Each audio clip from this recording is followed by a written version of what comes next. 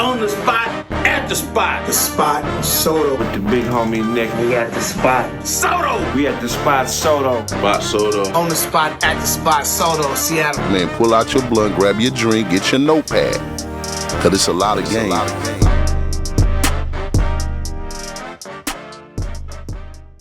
So I'm very firm, I'm very firm on my last name. I say I don't shame my last name, man. I tell my son that, hey, don't shame my last name, man. I don't that's all I ask and shit, cause that last name, once that last name shame, man, that's what it is and stuff. And I know who my grandfather is in my family and my bloodline. I'm glad you said that, man, because people always talk about work, and when they talk about salute, how do we get out of our situation we in?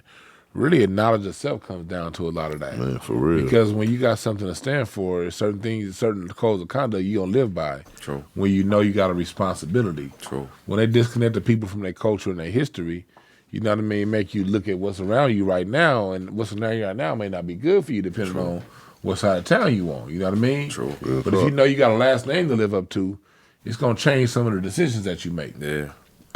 I looked up my family. I got some family. I looked up my family history. Because I have one side, my mom's side of the family, my mom's mom died when she was like a month old. So I have a whole side I didn't know nothing about. I got back in contact with them talking about Masons. Yeah. I found out one of my great-grandfathers founded the Prince Halls in the state of Illinois for blacks. And all them cats that was Masons, one of them was the first black senator in Illinois history in 1924. You know what I mean? And when I found out all this stuff about my family history, it just gave me a certain different level to it just give you a certain inner self-esteem, you know what I mean, to make you try to live by. That's why I was encouraged we look up because we be having, you will see what's in front of us. You may be in the projects now, but that's a condition. True. 2 generations back, you probably had some people that had some dope shit. But my grandfather, man, it's crazy you said that, man. O.C. Fleming, man, rest in peace. My great-great-grandfather, man. And, he was a Mason, you know what I mean? But it would, that's what made me buy, another reason made me buy land in Greenville. Because I was like, fuck that, this where my blood come from. Yeah. So I'm like, man, I got it. The energy's got to be tapped in beautifully over here. Because my family had it over here and shit, right? So they would tell me, I would talk to people and they'd be like, oh, your grandfather had money. They would be like, he had money. He had land, property, he had money, but he didn't play. I was like, what do you mean? Hey, he didn't play. He said he used to make his kids, he said when the Klan would come by, he'd tell his kids to throw rocks at them. He said he would know. Play. He said he didn't know. He said he didn't know who would be up under them sheets and everything. So he said anybody come through that he would feel, he'd tell the kids, yeah, y'all go throw rocks. He said at the end of the night, he said he sit on the back porch, that light man off, man, you know what I'm saying? No light with that shotgun, waiting for him to come back through, waiting. We don't know how much we fought, but it was really, I was talking about this other day on Craig Facts. Nigga, it's only one organization that said turn the other cheek, and that was the NAACP and what Martin Luther King had going on. True. And even Martin Luther King said, it's a very, very rare interview from him, in 1968. Yeah. He was like, I'm not against guns. He said, that's my thing. I heard that one. But the reason why that's my thing is because the United States Army got way too many guns. We don't, we can't beat them. We don't have enough guns. So since we don't have enough guns, let's not fuck with them. But at the same time, if you choose to use guns, hey, whatever.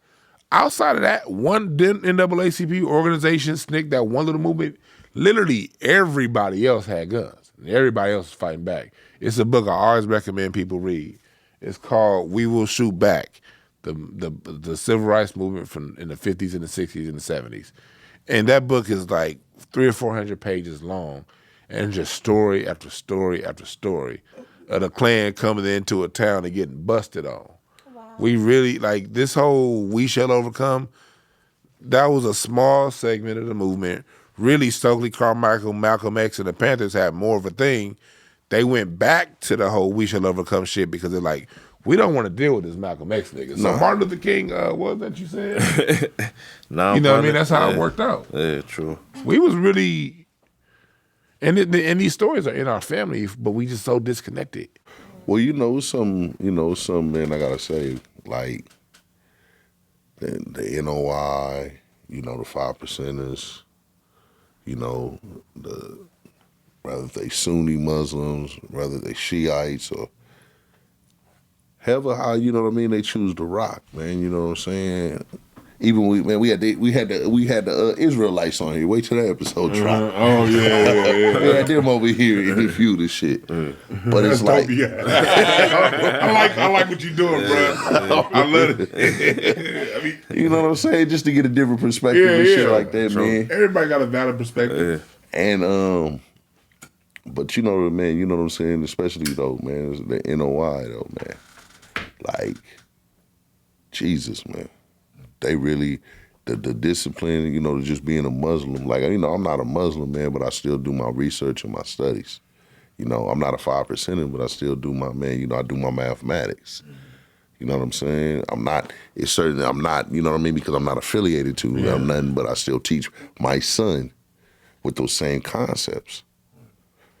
And you know, I'm shooting this one towards the queen and stuff like that because, like, I repeat, I hate this twerking society that we live in. And you know, when you hear about the Eastern Stars, and then, you know, you hear about the classy sisters.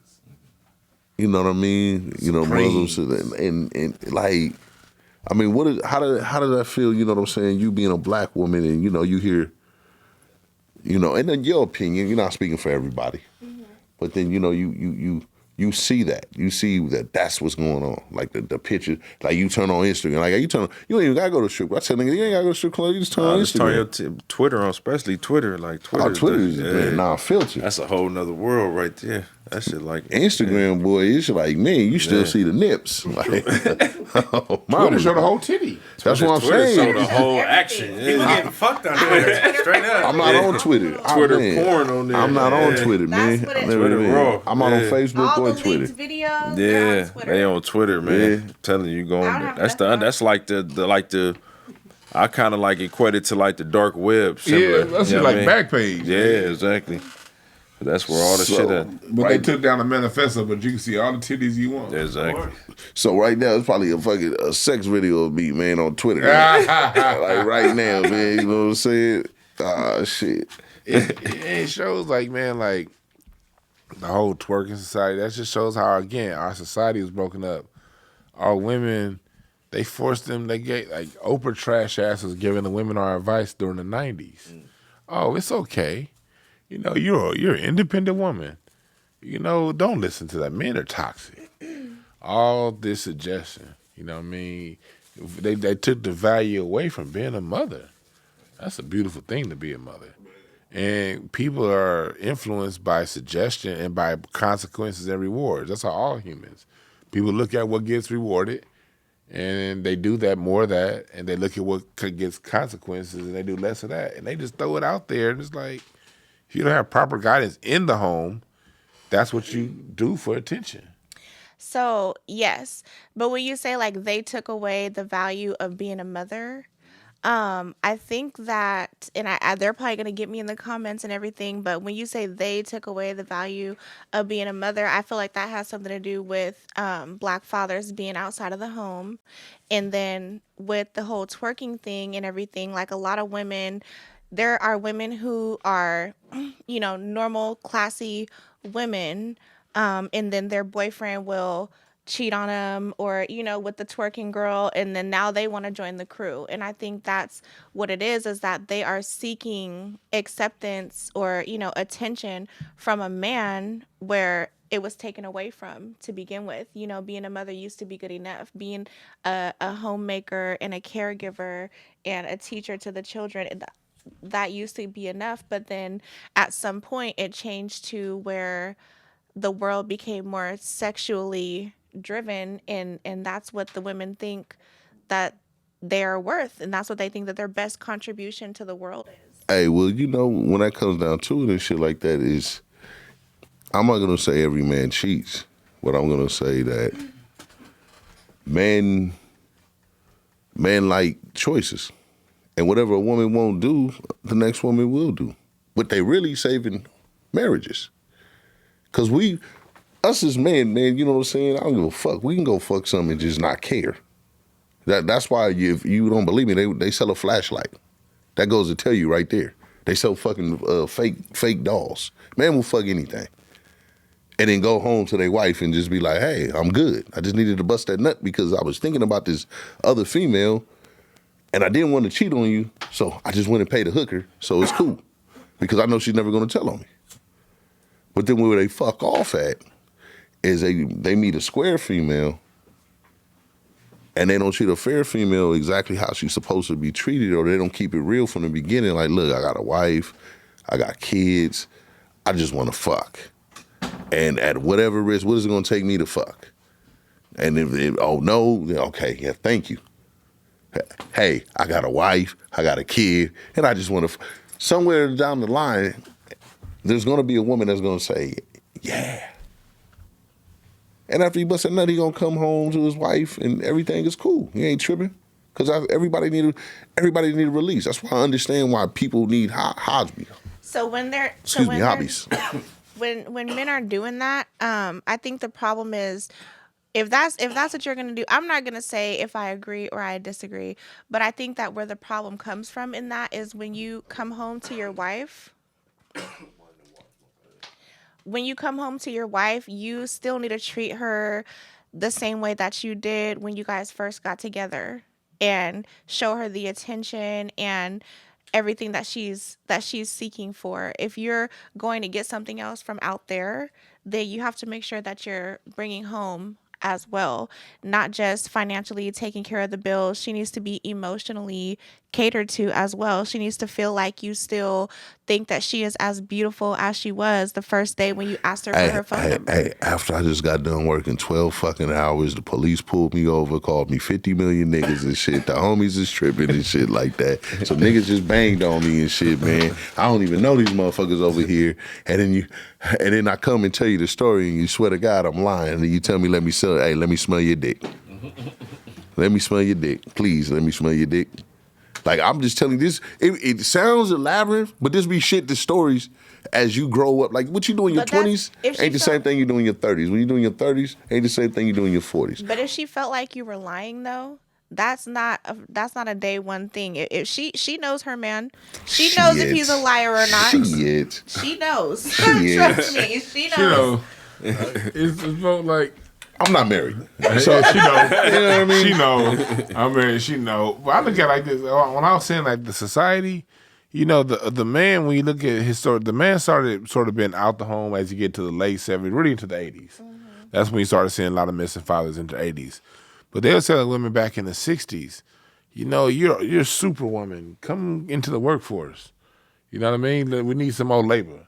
You know, you don't need, you know, you're an independent woman. Like a lot of that propaganda, going talking about earlier in the first half of the show, the propaganda always tell you where it's going. Yeah. And in the 60s, the propaganda was, you know, being a mother is not enough. You can do everything.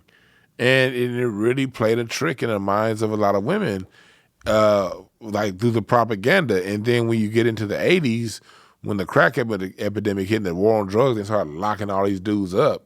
You know, that came kind of later. You know what I mean? It's sort of normal, but the people had already been normalized for 20 years.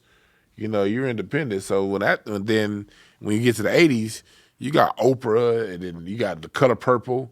Every image of a black man, and he ain't shit. I fucking hate that movie. That movie, every man is like the symbol of men and fatherhood became Mister. And then it was raping and this. And that's some dudes, but that ain't all dudes. Like, come on now. But that became the image. And I always say the rift between black men and women, that's not something that's born out of our community. That came from the outside through bullshit-ass imagery and movies and propaganda and nonsense. You know what I mean? What if they do, man? They make reversions of everything, man. I'm just waiting for them to do The Color Purple. Man, I'm gonna be out there fucking picketing. With a pink, I mean, he's gonna start Cynthia Revo. You know, gonna play Celie, right? Who? What's the sister name? Viola Davis. Viola Davis. You already know. For sure. Viola, you don't go sit your punk ass down. She gets busy though. She gets busy. Man, she don't go sit her punk ass down. Who else, man? Can we think, man? Come with the next, man. Who the next cat? Who's Mister? Mister? That'll be, I'm trying to think. Samuel L. Jackson. There it is. Samuel. Yo. Or the one who. Then we got to get what's the brother name from England? Oh, what is it? Edis? Edis. Yeah, he gotta play. He gotta find him a spot. He might be he might play Oprah husband or something. He might get. It was that mule. That mule hit me. It was that damn mule. And then you gotta have what was his name? He was the one. I'm trying to think what the movie was, but he was in a wheelchair and she pushed him in a bathtub. Oh, you thinking of what was that? Oh, you thinking about Wasn't that like a Tyler Perry movie or something? No, well that did happen in a Tyler Perry movie, but it was an old movie from before that. I'm trying to think. What movie was that? Who's in a wheelchair? This is you guys know this movie. I wish I could remember what I don't even know, but I wish because I'm not good at remembering movies. Honestly, Man, I love to be the motherfucking grandfather. The dad that come in. Yeah. Your first wife was Ainley. I love it. So you probably was a fool. He keeps improvising. I don't know where he comes with it. He's going off the list. She wasn't shit. Go give me something to drink. Yeah, that shit, boy, that fucking movie, man. I fucking hate that. My sister, I swear to God, man, I was a kid. My sister used to love to watch that fucking movie, man. Color Purple? Man. I've probably seen it maybe twice all the way through my whole life. Man, I promise you, man, I'd go and like cut the fucking, just lift up the VHS and cut the fucking thing, man. That's a long ass movie one. though. That shit like 2 hours, ain't it? Look, we be kids, we get to pick movies and shit. You feel me? You get to watch and shit. So, nigga pick a movie or whatever. You know what I'm saying? I might pick the Goonies or something like that. Man, my sister picked the fucking Color Purple. We gotta sit here and watch this fucking movie again. You know where I saw that the first time? I saw that at the Ball Hills Theater. Remember on Coliseum and the Bray? I had the J's. Yeah. My grandmama took me to see that. It was before the Before the Magic. Magic, yeah. My grandmama took me to see that. I remember watching that shit like, God damn, grandma, I'm ready to go outside and play. It sounded like your sister was just trying to take up all the time on the TV. That's what I'm She's trying to pick the longest movie. Man, she get the Color Purple. I'll be like, fuck, I thought I broke that movie. Be a new one, straight in the box, man, from Columbia House. Columbia Clear House. Columbia House. 10 CD or 10 tapes, 10 CD or 10 movies, man. I remember them for CDs. 1 penny. Real shit. That's how I got my Jodeci album. Yeah.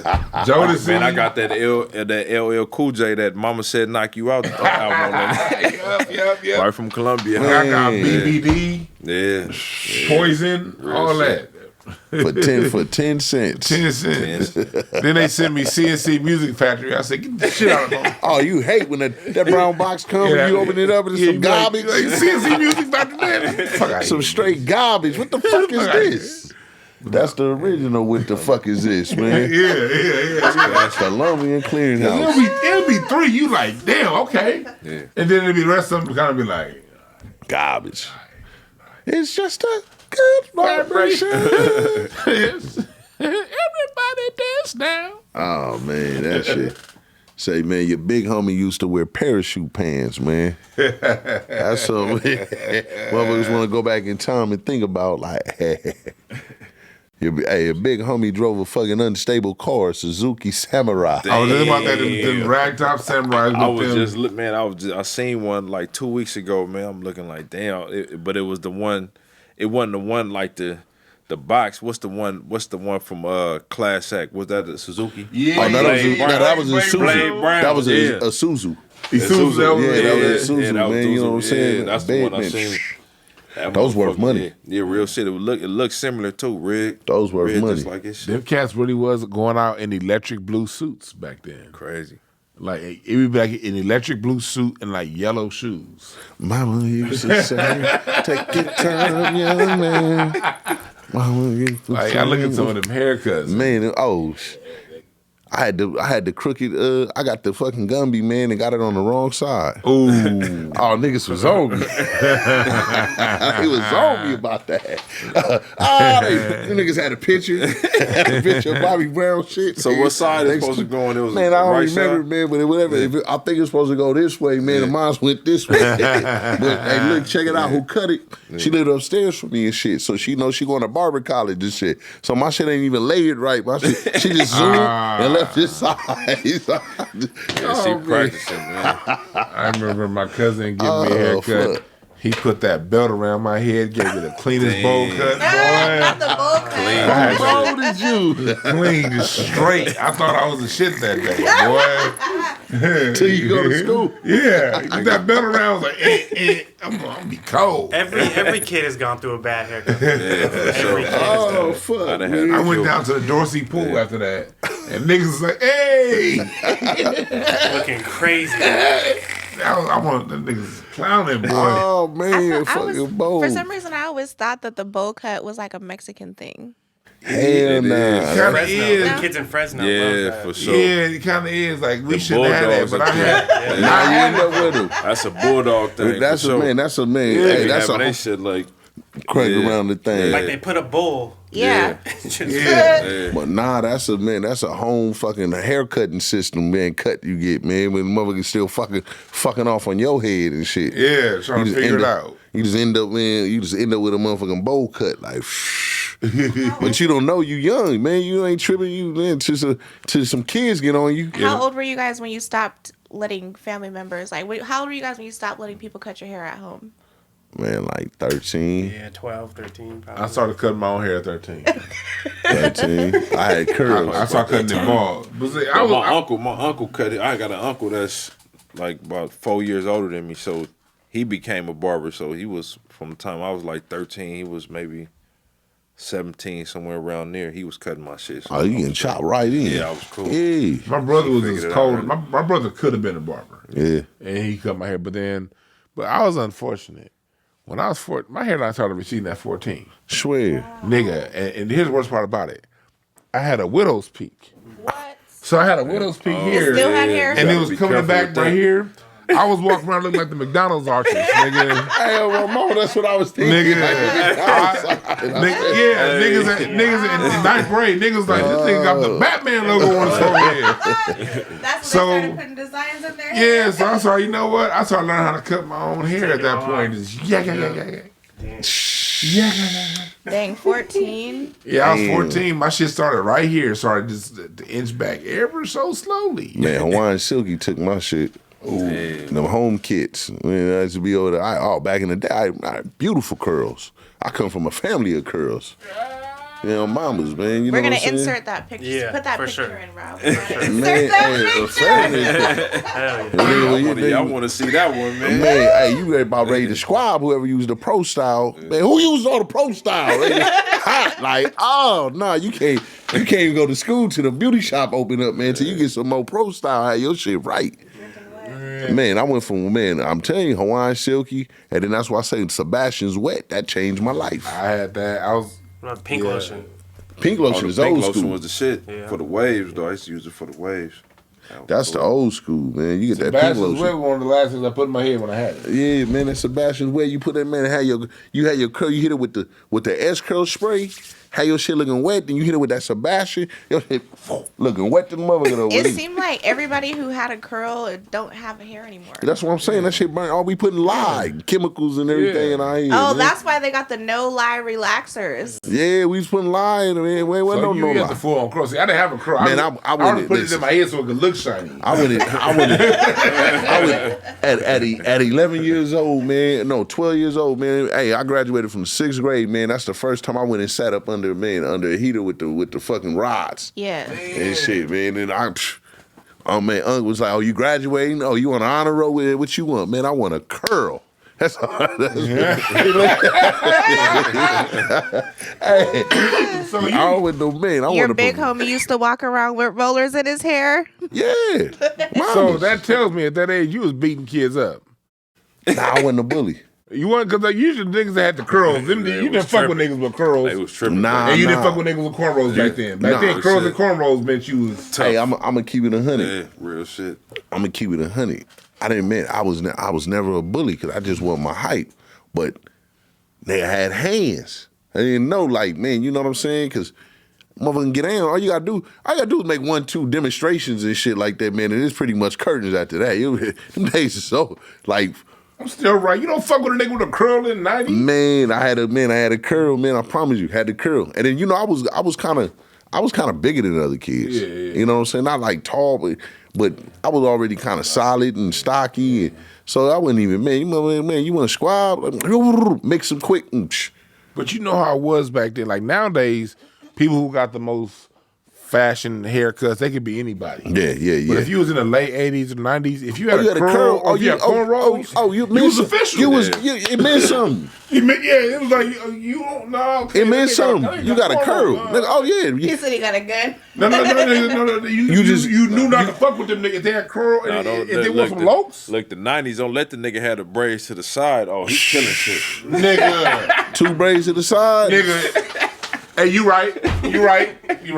See, all my grandmother and then my mom's is Mexican, right? So all my relatives and shit, we all the same age. They was all the light-skinned niggas with the ponytails and shit. So we also had curls. So, and we grew up on Crenshaw on 104th. So it's like, we ain't getting away from it because we look like fucking Inglewood. Light-skinned niggas at that time, light-skinned niggas with curls, man. What was that grocery store? It's Food for Less now. What was it back then? It was when? What was it? Rouse? No, the man right there on Century. Was it ABC? Was it ABC? No, it was the boys, wasn't it? That might have been the boys, right? It was boys. I think it was the boys. No, the boys was down the street. The boys was down the street on Imperial What and year we Crenshaw. You talking like But there was 90? you talking about the Food for Less and the 99-cent store, right? Yeah. It was one of them. I'm trying to think what was right there in like 90. It used to be a shopping Wendy's center. and Wills. It was a shopping center. They had a cafe. And it was it was Price Club. It was boys. It was boys. Price Club was further down. It was Price Club. Price Club was further down. Yeah. Street. On Mama's. But yeah, that was Rouse for boys. Might have been it was Rouse. Boys. No, I remember when Rouse bought it. I can't remember what it was. Yeah. AB was that man. Old They had school a LA, curl. man. I missed that time, man. Oh man. They had that curl, man. That shit. Damn, Mama's, man, with the rollers. Oh, kids with, man, I killed them. I think other than that bowl cut, I didn't get to get like good haircuts. Like my mom was in the church. Like my mom was heavy in church. So one day my brother cut the Mike Tyson part in me in the head. You know the Mike Tyson? Yeah. When they went all the way around. Yeah. And my mom was like, get that thing out of his head. We can't go to church with him with his hair like that. I used to have like the regular ass Axel Foley haircuts. Remember Axel Foley from Beverly Hills Cop? Yeah. Just the regular ass taper joint. nigga. If my brother did something more than that, my mom would be like, man, we got to go to church on Sunday. You can't do that. Man. So when I finally started being able to get a fade in like 91, 92, I was happy. Nah, Man, I know it's funny because I remember I had a partner like that when I was younger. Yeah. That his folks was into the church, so he only could get like certain kind of haircuts. Yeah. Nigga, And I'm looking mom's at y'all. let nigga get a little part, like 2 parts on the side. Like, man, I can't get that. Like, damn, mom's don't let you get 2 Yeah, I parts. couldn't get the 2. I couldn't get that. Like that's why, like when my hair started leaving me, I wasn't even tripping. Like, man, fuck this hair. My mama ain't gonna let me do it anyway. Hey, you know what it was, man? You know what they used to have a motherfucker get cut? A covitis. Go they go get you a covitis. I'm like, man, what the fuck is a covitis? Yeah. You be like, go get you a covitis. I promise you, that was used to be the man. Fade. That was the fade, man. That was the Fade. It's covitis. Yeah. Called a covitis. Oh, mamas, old That's school, what they man. say Them back in old the school. day. I remember when I was little though. Yeah, I that's used what to they're go to a going. barber on Crenshaw named Fisher, OG Fisher. He done cut probably everybody 90% of Inglewood back then. Oh, mamas, That's what he is. You want what you want? You want a covitis? covitis. Got you. Come on, sit down. Get you a covitis, man. I remember one time they left. It used to take 3 of us. They left. Man, I was like, give me a flat top. He gave me the flat top. Nigga, my uncle loved him to death. He like, Pops, man. He came in. Oh, no. I didn't pay for no flat top. That flat top, $12. That covitis, $7. Man, go ahead and give that covitis. Yeah. Oh, I thought I was going to be hard. Thanks, $7 Bust a nigga for the bubble, fade. $7 So now covitis. it's like what, like 40? 3 boys, it was $21. And then plus a tip. He can bring in, man, he bring 3. He be me, my uncle, and his son. And he take us right in there, man. Hey, man, yeah, give him covitis. He'd be like, fuck, when he would show up to get our hair, because, you know, we let our hair go. Nigga, he show up, fuck. He mad, like, man, I hate when he come over here, man. Because I know we know what time it is. He gonna come. He always do it the same way. He come on a Sunday. He come bring McDonald's pancakes. When the men, you know, when they was like $1.99 each one. So he come in, it's 5 of us. He gonna, all right, come on, boys, let's go. And we going out to the barbershop, man. Hey, yeah, hey, let me get 3 Coviduses. We about to go get that Covidus. Man. But then, now his luck. I seen what he was. We weren't his kids, man, but he always looked out for us like we was his man. That's why I say that's my pops. Man, so y'all was straight. My pops, man, but he come through, man, we get a fucking Covidus, man. Oh, mama's and shit. Covidus good now, though. Oh, yeah. You in the game with that now. Man, but man, kids right now, they wouldn't even know that, man. I told that flat top back then, though. I thought I was going to be Remember, I used to try on. to go in there when they had the little signs. They had the signs with the different... With the pictures and the cuts. Pictures. So I used to like, man, look, I want to get number 5. Mom's come like, nah, get that nigga number 1. He getting that number 1. The second time I got a bowl cut, and this is the last time I got a bowl cut, my grandfather used to take me to a barbershop on Vermont and Vernon. And it was these old, like they was his age. So we're talking about like 1990, 89, but these barbers are like 70. And so I tell them, I want to fade. Or, yeah, go ahead, young. You sit on these yellow pages. Yeah, I got you, young friend. I sit down, I'm thinking, here come the belt again. But instead of giving me a bowl cut that went this way, he gave me that Evander Holyfield, the one that came from like down here up. The nigga gave me the Holyfield. Go look up I think it was a Holyfield Foreman fight. The Holyfield was George Foreman that fight. I already know. This nigga gave me the Holyfield. Already know. And I got out into my... That's when Holyfield shit was leaving, though. Yeah. That's when he went to the ball a few years after that. But I already know. The nigga gave me the Holyfield. And I'm like, I'm getting out the set like, Granddaddy. Oh, fuck. Like, my grandpa, but he don't give a fuck. My grandfather, and he's still alive. What's up, Pop? He's 98 years old, still alive. Dig that, man. But he's, he the reason why I got a thick skin because my name as a 3-year-old was a little fat motherfucker. Wow. Cause I've been fat my whole life. I ain't one of these niggas that had a 6-pack in high school. Now I'm fat. I was born like 17 pounds, 19 ounces. Wow. So since I was 2, 3, hey, little fat motherfucker, turn the TV, turn the channel. Cause remember, if you turn the knob, we didn't have remotes. Real like you need to lose some weight anyway. He was telling me that shit when I was 3. So when I tell my grandfather, hey, Poppy, man, they fucked my head up. I don't worry about you, little fat motherfucker. Girls don't like your ass anyway, you little fat bastard. Damn. And I be hearing these kids complaining about depression. My grandfather called me the fat bastard. Oh, man.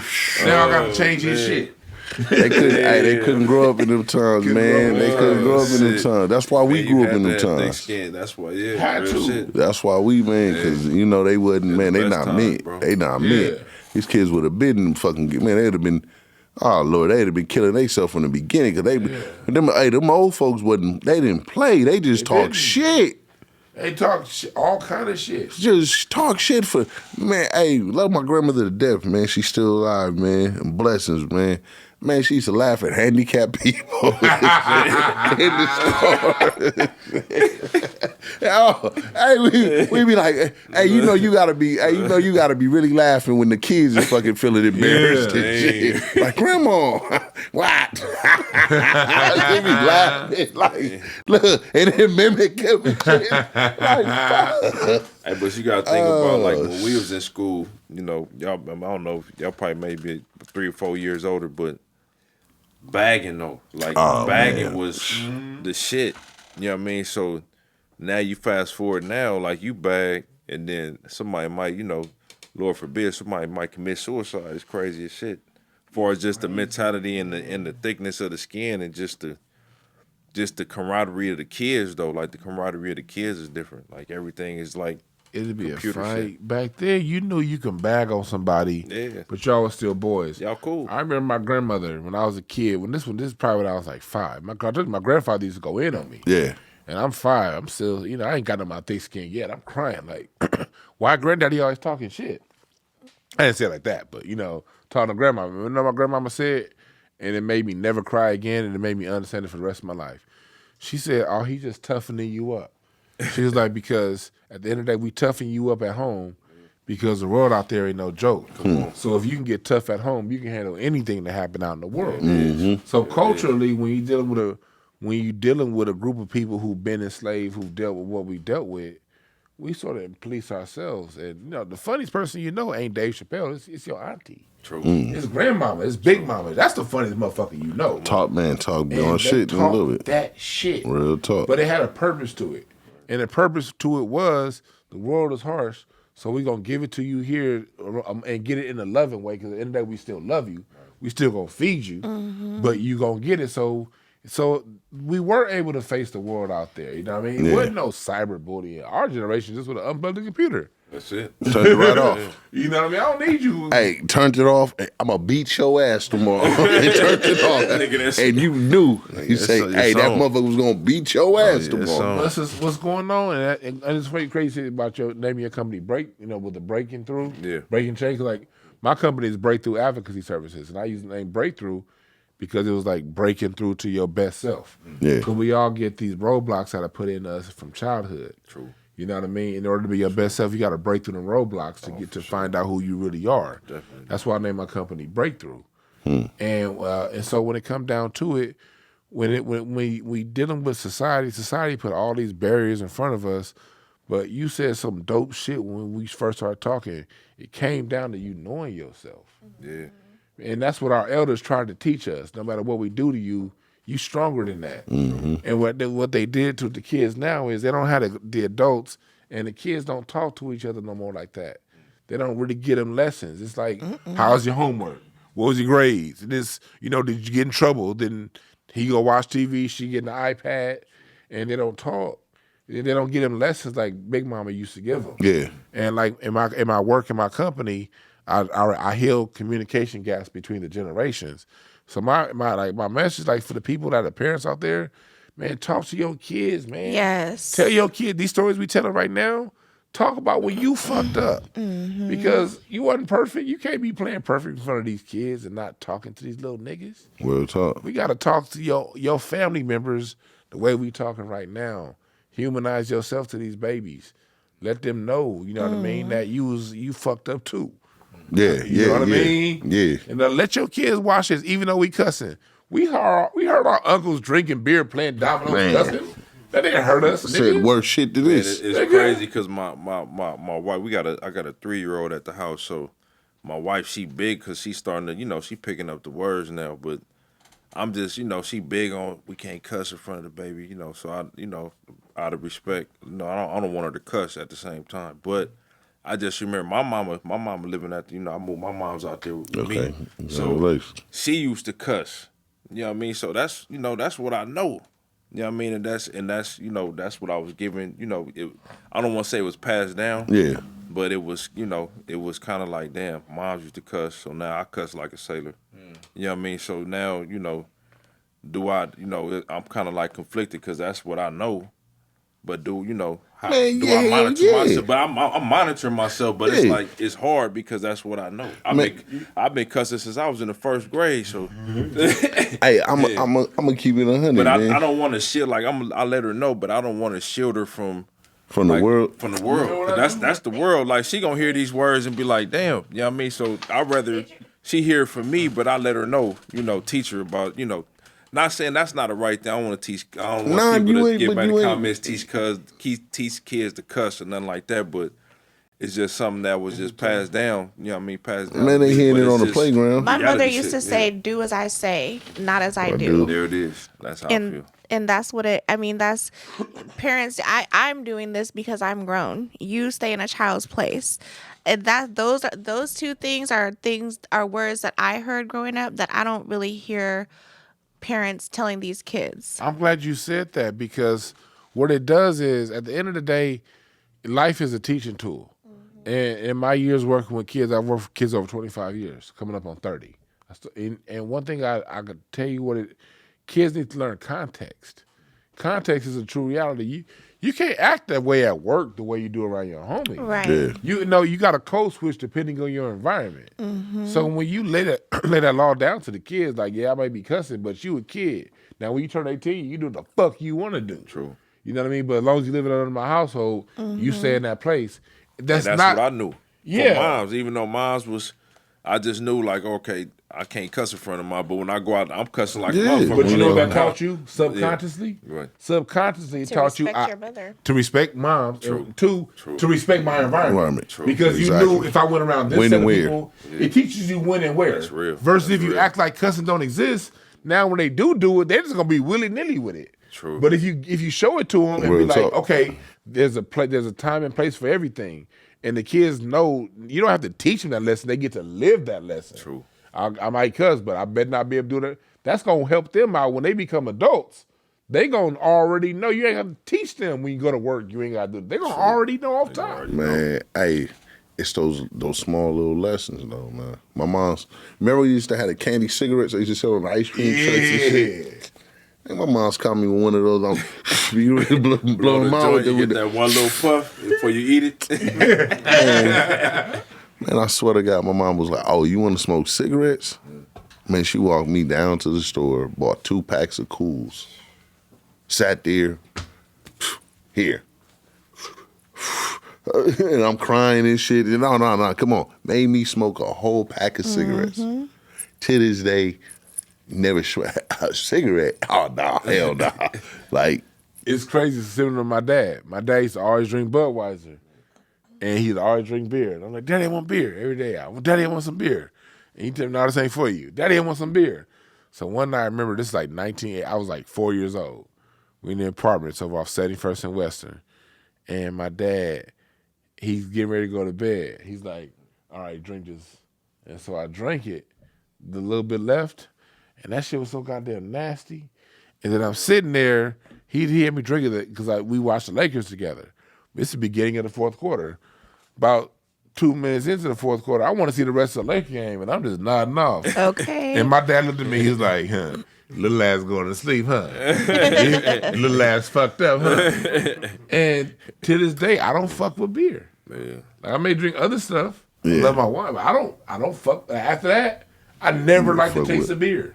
man, come on, man. Did you guys have like, I feel like when I was like, I want to say I was like maybe like 15 or something, on Christmas I got to take a shot. Like, did you guys have like did you guys ever have any type of thing like when you became a certain age, then your parent or your grandmother or something like that would let you take a shot? Man, my fucking pops, man. That nigga, man. Man, I love him. He's still alive. I love him to death, man. That motherfucker told me some of the most coldest shit in the world. And he was like, hey, boy, is you gay? I was like, what? He's like, is you gay? I'm like, man, why you say that? He said, man, I leave beers in the refrigerator, man. I come back and steal the same amount. I leave, man, you know what I mean? I be leaving my Jose Cuervo out, man, you know what I'm saying? Just see if you gonna hit it a little bit or something like that, man. You don't.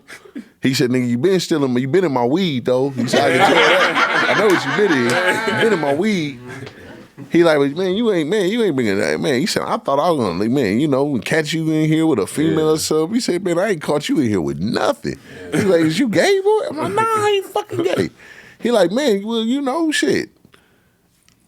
Damn, here, man, come on, I had a shot of Cuervo with me. Yeah. Man, I must have hit that motherfucker. Never drank Cuervo, man. That's why I don't drink tequila to this day, man. Yeah. Mamas, like I'm one of those people. Once I say something and I'm like, that's it. Like fuck that. I'm cool. I'll never do it again. Here's one thing I just noticed about, and like in all my years working with kids and helping kids with their behaviors, I know that kids are smart as fuck, and they got discernment. If you expose it to them, they figure that shit out. They really do. Mm-hmm. And when we hide it from them, it becomes the forbidden fruit, and the forbidden fruit can be a really bad thing. People spend their life trying to get what was forbidden for them as a child. Yes. Yeah. And it can send you off in all kind of paths. Versus when you really expose, and I ain't saying let the kids watch porn at 6. I ain't talking about that. You know what I mean? But I mean just the little things about you that are flat. We all flawed. We all fucked up. It's good to know for the kids to see fucked up. Man, well, you rather them learning from you than learning from out in the streets. It's like what Dope Boy was saying. It's about that balance, though. That How balance. much do I want to That's a expose tough them period. to? That's a tough line of draw as a parent. You know, Like, Yes, man. like I use an example with disciplining my son. Like I curse at his motherfucking ass, and it's because I came with that mindset. You know, like you know what? Nah. So I'm like, man, I'm telling, hey Corey, don't touch that, don't touch this, don't touch that. Right?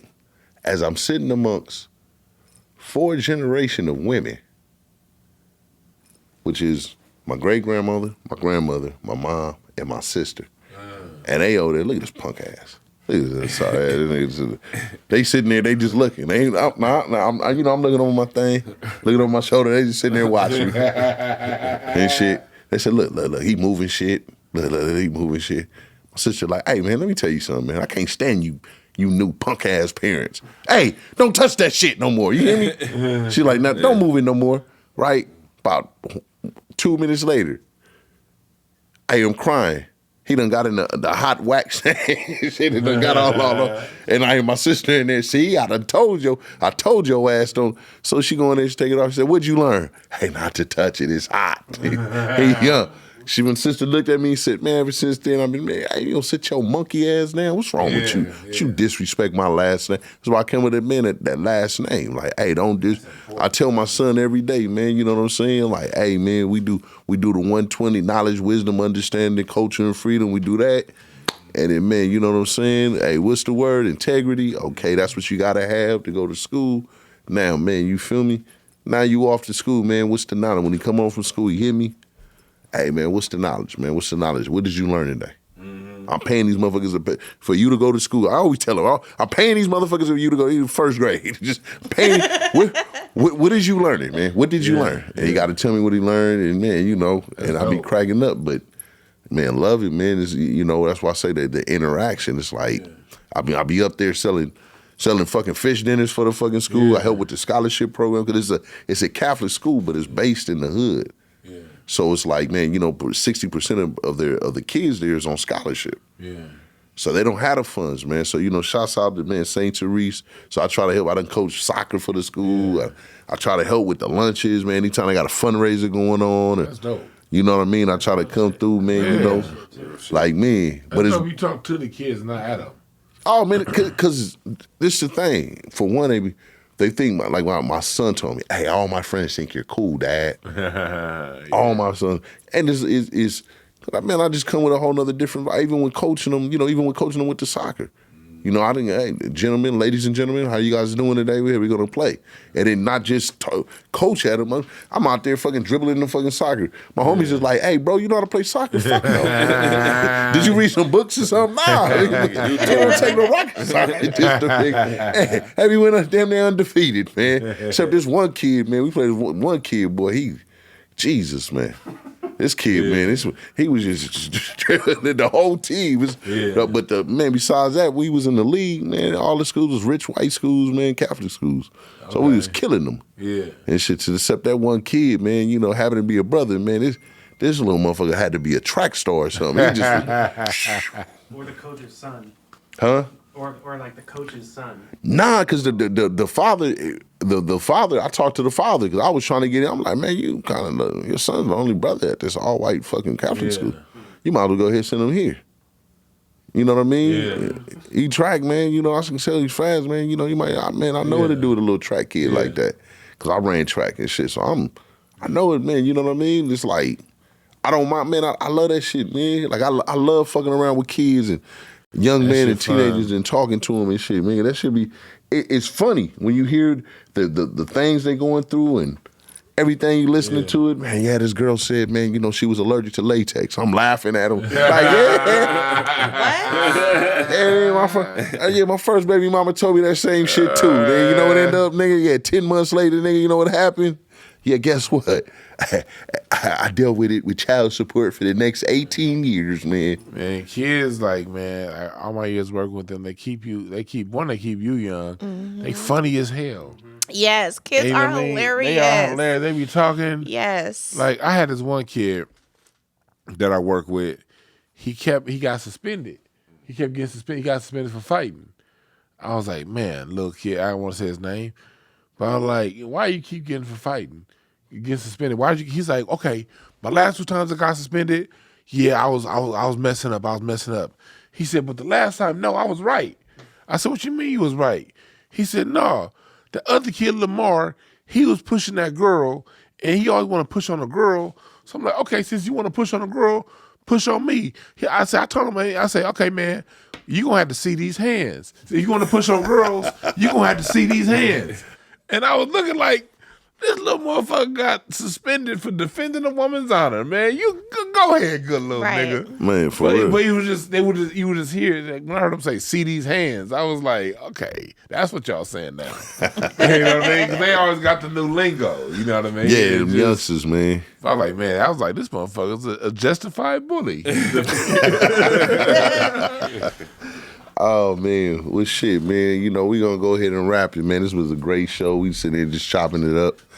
Hey, I'm going to go ahead and start all the way at the end. Kendra, let them know where they can find you, man. You guys, thank you for tuning in. You guys can find me on Instagram at Queening with Kendra. You guys can find me at The Spot every day. You guys can find me at Banks Management, you know. That's it. You can find me in YouTube, Dwann, B, DWANN, spacebar, B. IncenseandAshtrays.com for the music history. I got my music tree coming out pretty soon. That's talking about the history of music from 1609 through now. And then I got my book coming out on what we were talking about earlier, communicating with your spouse, communication with your children. It's not out. I'm done with it, but I'm rewriting certain parts of it. But it's really to help because a lot of people, you know what you want to say to your spouse, you know what you want to say to your kid, but when you say it, it come out wrong. You say it wrong, and they ain't receiving it the right way. This book is a way to help people communicate things to the people that they love. So that's coming out on breakthroughas.org. I do a lot of shit, but all the shit that I do, I'm real with it. And I want to thank y'all. I want to thank you again for inviting me out here, man. You a real one for real. It was dope being here, man. I appreciate it. Man, much love, man. Hey, little do we know, man, I'm still holding this plane ticket. I'm going to try to give me one more interview. Say with both of them, man. Shit, go ahead, dope boy. Let them know where they can find you. Yeah, Doe Networks. You can find me on the gram at Doe_Networks. I got a label page also. That's Doe Networks _presents. The next project that'll be coming out is with SoDo called From Niggas to Guys. Oh, Which I wish I would have mentioned that a little earlier. We'll talk about that though. But I got I'm Ann Arden, and then executive producing a project with SoDo featuring Jay Worthy. We got Crisis doing some productions. Also, he did a verse on there. That's Ninth Wonder producer.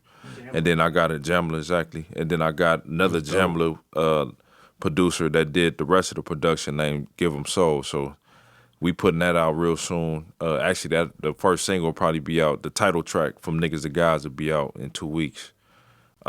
See, we got another project from an artist TF coming out called Scandalous Summer 2. That'll be on the way. Just a bunch of stuff, man. So, tap in. Man, underground shit, independent. That's how we stand. We getting it out the mud, man. That's what it's about. Man, invest in yourself, man. That's the key. Invest in yourself. Don't go looking for a check, man. Create your own check. That's the best thing that's the best advice that I can give, especially an artist, man, and then have the bread to invest in your craft, man. That's the main thing. So you can see it come to fruition, man. A lot of cats just be trying to throw stuff to the wall and hoping it stick. I advise, man, get your money, man, invest in your craft, man, get your audience, man, and you can eat, So, man, that's my advice. Man, words of knowledge, man. We over here at the spot, on the spot, man. You feel me?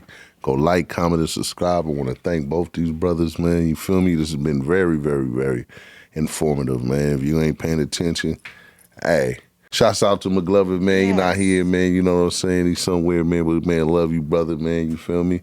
Rob Nova, man. You know what I'm saying? The engineer, man. The guy, MacGyver, that does everything around here that you pretty much see around this motherfucker, man. He pretty much touches his hands in it.